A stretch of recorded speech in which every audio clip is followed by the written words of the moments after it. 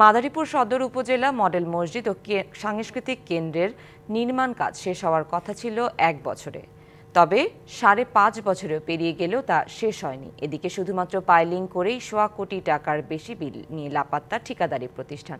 এতে স্থানীয়দের পাশাপাশি ক্ষুব্ধ মুসল্লিরাও।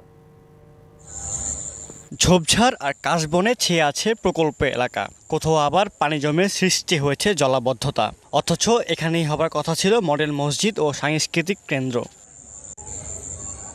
3 তলা মডেল মসজিদটির নির্মাণ কাজ শুরু হয় 2019 সালের মে মাসে। 14 কোটি 71 লাখ টাকার কার্যাদেশ পায় বরিশালের ঠিকাদারি প্রতিষ্ঠান Yunus and brothers.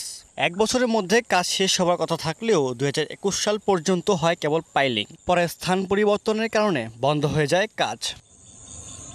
সিল্কোর silk and shine, যাতে আছে আর্গান অয়েল ও ওট প্রোটিনের গুডনেস, যা আপনার চুলকে রাখে হেলদি অ্যান্ড শাইনিং।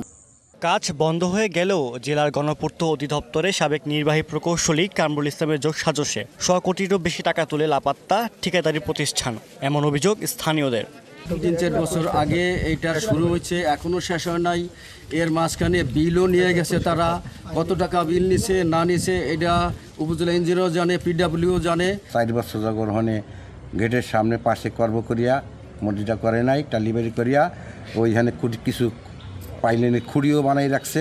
ওই খুঁড়ি হেনেই পড়ে রয়েছে। যতটুকু জেনেছি যে আসলে এখানে 2 নম্বরই করা হয়েছে। খালি মসজিদ না, একটা ইসলামিক রিসার্চ সেন্টার, এবং এই 1 কোটি টাকা খরচের যে দায়ী ব্যক্তিগণ তাদের বিচার হোক, এটা আমরা চাই।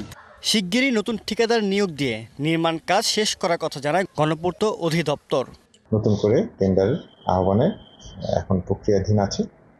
টেন্ডার আহ্বানের পরে আমরা যথাযথ নিয়মে ওই আগের জায়গাটাই বাস্তবায়ন করব। জুন 2026 পর্যন্ত এই প্রকল্পের মেয়াদ, তার আগে ইনশাল্লাহ আমরা এটা শেষ করব। দীর্ঘদিনেও মডেল মসজিদ নির্মাণ না হওয়ার কারণ অনুসন্ধান করে দোষীদের বিচারের দাবি স্থানীয়দের। DBC news desk.